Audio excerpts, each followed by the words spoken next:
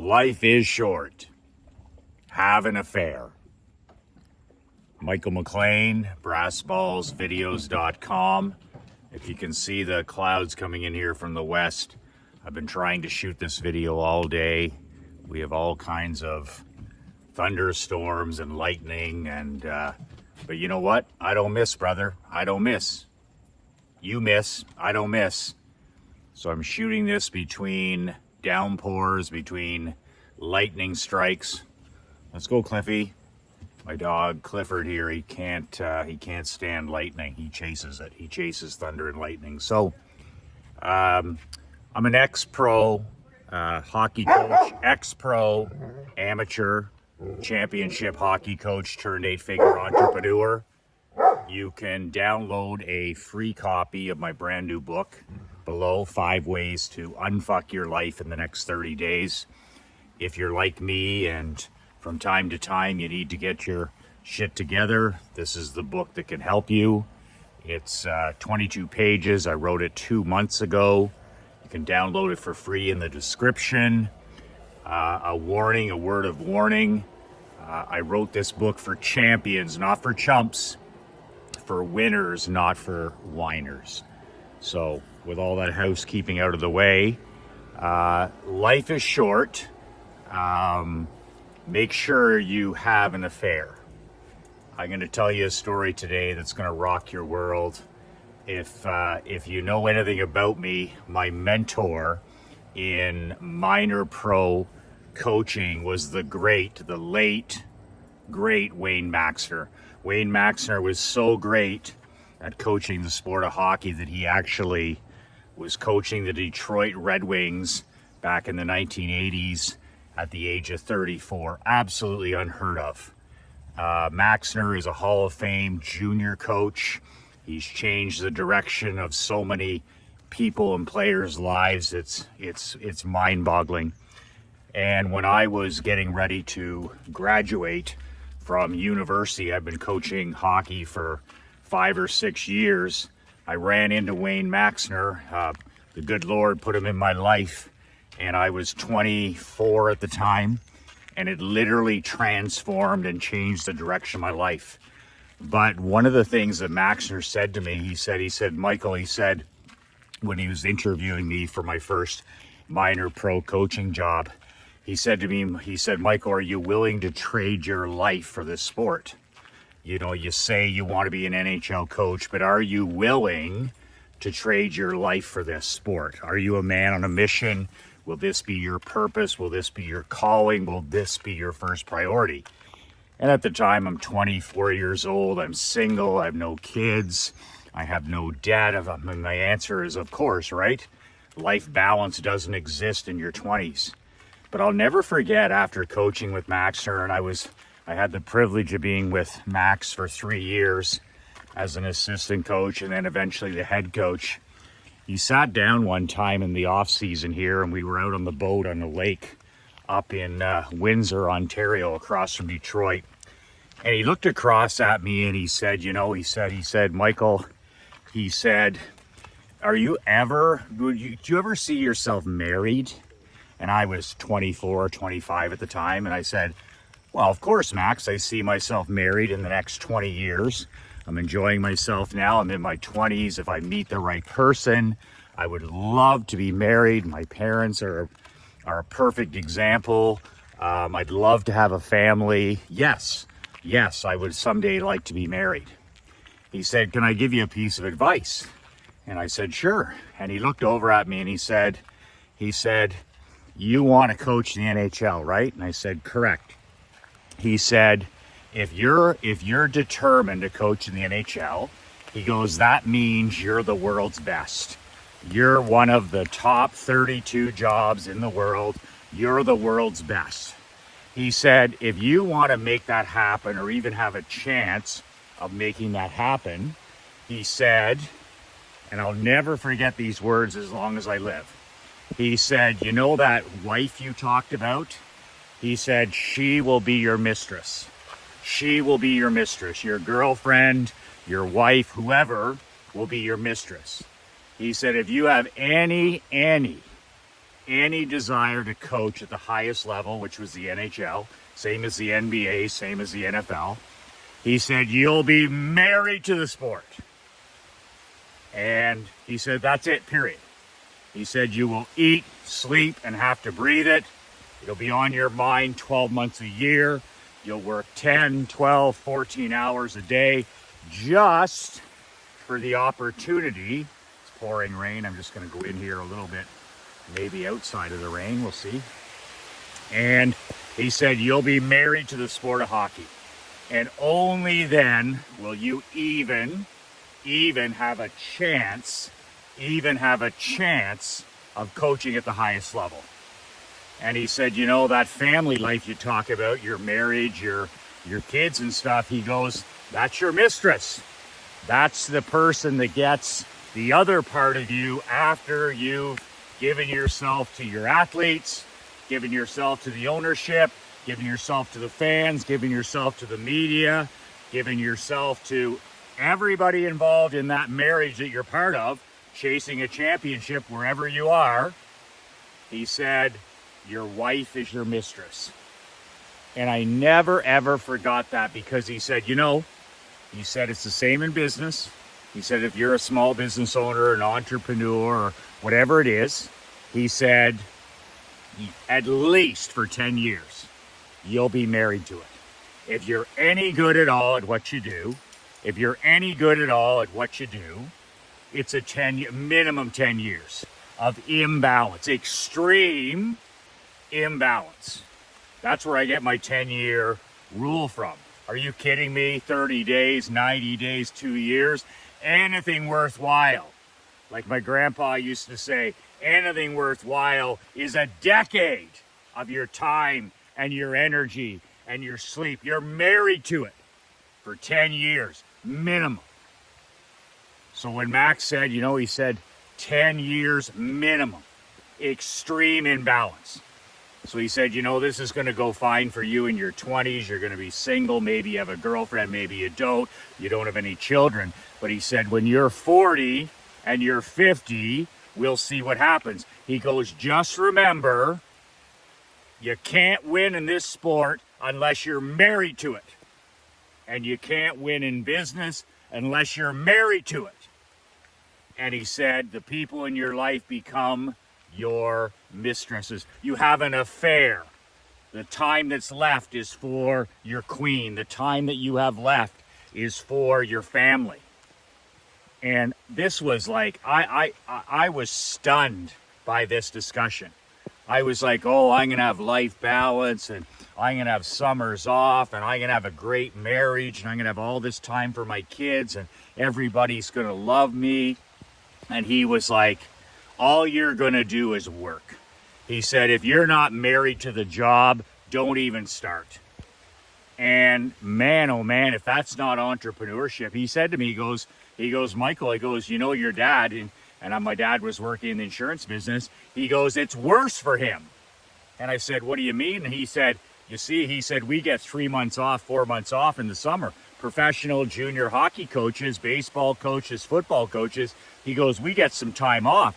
He said, your old man, he said, he's been kicking ass for 55 fucking years, and he's never had an off season.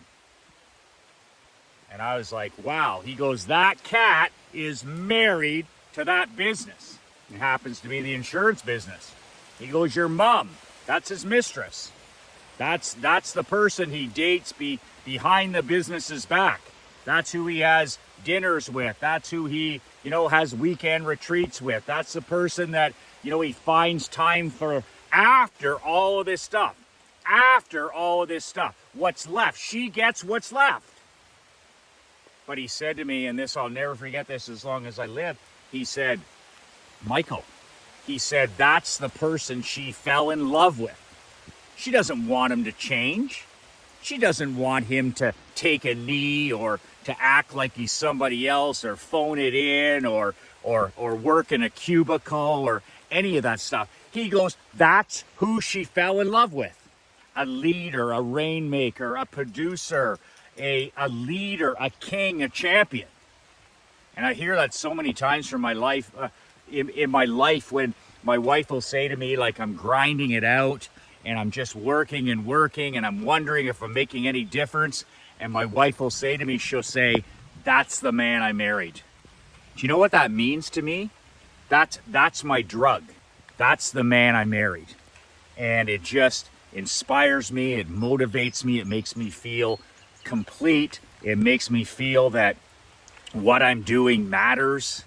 And I'm just like, wow, anything worth doing, you will be married to. And in all being honest and candid is the secret. Max said to me, he goes, Michael, I've been married twice. I've been married 2 times in my life. He said, I was not, admittedly, he goes, I was not honest and open with my first wife. I told her that once we got married, we would have more time. We'd have summers off. We would have time for the kids. We would live a more balanced life. And it didn't happen, and it was a lie. And he said, he said in my second marriage, which Max, I mean, he hit it out of the park. I mean, he had this amazing queen who understood who he was. She didn't want to fix him. She didn't want to change him. And he goes, Michael, when we were dating, she saw who I was. She saw the scouting trips. She saw the late nights. She saw the 14-hour days. She saw the stress. She saw the ambitions. She saw the testosterone. And she saw the mission. She saw that I was a man on a mission. And she said, sign me up for this. Sign me up for this. So it would have been perfectly okay if she had said, this is not for me. My wife, Krista, could have done that. She could have said, I'm not in on this mission. This is not part of what I want to do or who I want to be. And that would be fine. Most people, most normies would be like, I didn't sign up for this. I don't want to be married to an entrepreneur. I don't want to be married to a small business owner. I don't want to be married to a coach, whatever it is. But by being upfront and honest, the most important decision anyone ever makes, right? Like, that, right? The most important decision our children make is who they decide or who they decide not to marry. You know that, brother, right? You know that. Do your teenagers know that? Do your adult children know that? Do they know that single one decision will make the greatest impact on their happiness and their peace of mind? Do they know that? Because it's up to you to let them know that if they get that decision right, they live life on easy mode. If they get that decision wrong, their life is screwed. They will live life on hard mode.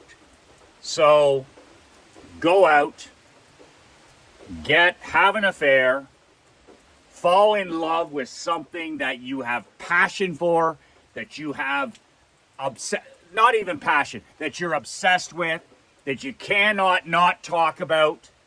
If you're at a barbecue or a cookout or a ball game, it's all you can talk about. And when you talk about it, people around you get goosebumps. They get chills because you've got such passion and obsession for what you're talking about. You cannot not talk about it. When I go to a social function, my wife always laughs. She goes, she goes, you part people's hair. When I start talking about email or marketing or fundraising or my videos, she's like, oh my God. She goes, you just fill the room with high frequency energy because it's what I've been called to do. It's my purpose. It's my calling. It's my mission. So if you don't have a mission, start walking without any technology every day, 10 minutes, 30 minutes, 40 minutes, 50 minutes, and keep asking yourself, what have I been brought here to do? What has my Creator, my God, put me here to do? What's my calling? What do I do that's simple? What is something that people are like, wow? What gives you goosebumps? What gives you chills? And then you start over some days and weeks, you're like, boom, I got my mission. There's nothing more magnetic than a man on a mission. You want to improve your marriage? Go on a mission. You want to improve your relationship with your kids? Go on a mission. You want to make more money? Go on a mission. You want to defeat AI? Go on a mission. You want to improve your health? Go on a mission. Have an affair. Fall in love. Fall madly in love with something greater than yourself. I've been on multiple missions. I've been on window company missions. I've been on barbershop missions. I've been on, hockey championship missions. I've been on the insurance missions, fundraising missions. Now this coaching mission. Your mission will always be fluid. But have a mistress. Have an affair. Fall in love with something greater than yourself. Oh, Michael, how do you never miss? You get up every morning with the sun, you walk, you pray, you drink water, you read, you write. How do you do it? How do you not miss? Because I've got something greater than myself. I've got 1 million elite, driven, and generous men depending on me. So on those days that I don't want to get up, and that's a lot of days, I do the badass countdown. 5, 4, 3, 2, 1, feet on the floor. That's how a man gets up. 5, 4, 3, 2, 1, 0 feet on the floor. Get up and do your work. Turn off the podcast. Turn off the phone. Stop preparing to win and win. Get up and work on your mission. Get up and work on your calling. Get up and work on your purpose. Get up and work on the reason you're here. Have an affair. Have an affair. Have a mistress. Have something. Have a relationship. Have a relationship with something that is greater than yourself. That's your massive why. That's your massive why. Man, I can't stop. I'm going to serve these people. I'm going to make a difference. I'm going to help my clients. And then, teach your kids and your grandkids that, you know what? There's nothing greater for a marriage. There's nothing greater for a family than a man who's on a mission. When I'm on a mission, my marriage is on fire. When I'm on a mission, I am an elite father. When I'm on a mission, I'm serving other people. When I'm stale and I'm dull and I'm like the normies. I'm just disinterested. I'm not, I'm selfish and entitled. Do you think that makes a good marriage? Think that makes a good father? Think that makes a good grandfather? Being a man on a mission makes you magnetic to winning. It makes you a hero in your own home. It fills your home with applause. And there's nothing more contagious than a positive example. You're showing your queen, you're showing your kids, you're showing your grandchildren, you're showing your employees, you're showing the world that you're dedicated and committed to something bigger than yourself.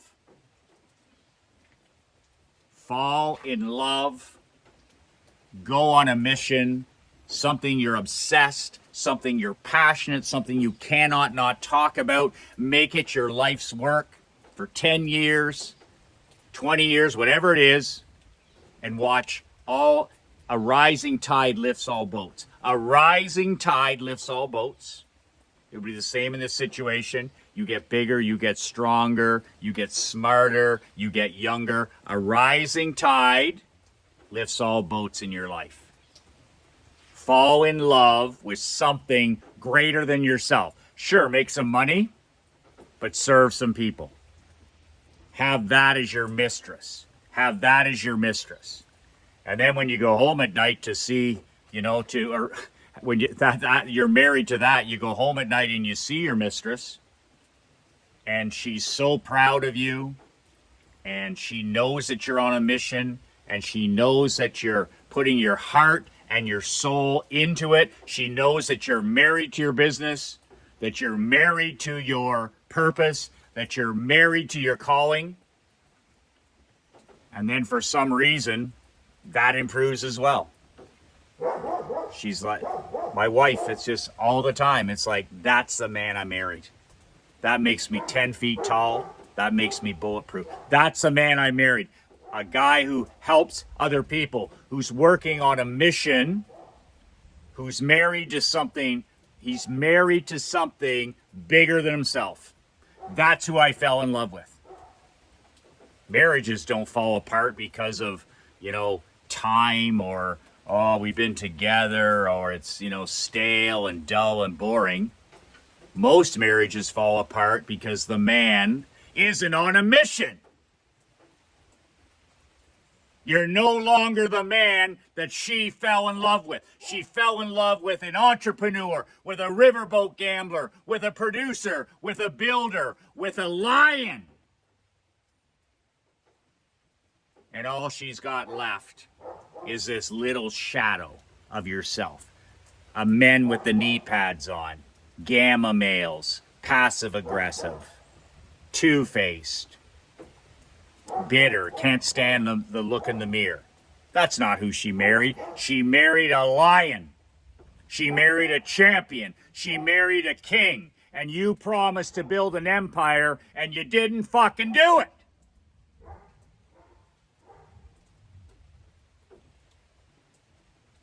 To build an empire, to build a kingdom, to build a family, to build a team, to build a business, you got to be married to it for 10 years, sometimes 20 years, sometimes 30 years, but you got to be married to it. And then after 10 or 20 years, all of a sudden you have freedom, you have self-reliance, you have autonomy, you're in a financial position where you don't have to worry about money. Then because of your dedication, because you were married to it, you and your mistress, you and the person you're having this affair with, can now live the life of Riley, as my grandfather would say, the life of Riley. Oh, Michael, he goes, bust your ass for 30, 35 years, 40 years so you can live the life of Riley. And that's it. You can download a free copy of my book below. 5 Ways to Unfuck Your Life in the Next Month. The link is below. brassballsvideos.com. You can also apply to join my brand new badass Brotherhood. It's my money and marketing mastermind. I'm taking guys, 40 plus into this mastermind. You got to get on a call with me or Josh. The link is below, and it's badassbrotherhood.com. Badassbrotherhood.com. Set up a call, a text, whatever you want to do to discuss it. Maybe it's for you, maybe it's not. Maybe I'm the coach for you, but maybe I'm not. And let's see if you can fall in love, what you can marry, and what who and what can be your mistress. And let's get this party started. Okay? Gonna have 3 live events starting in October, in February, and back in June. If you want to be a part of this movement, elite men, this brotherhood, men only, it's badassbrotherhood.com. By the sound of that thunder and the seeing of that chain lightning behind me, my time is up. My time is up. When you get home tonight, hug your wife, hug your children, tell them how much you love them, how much you appreciate them. They'll feel better, and you'll feel better. Be brave, be fierce, and be relentless.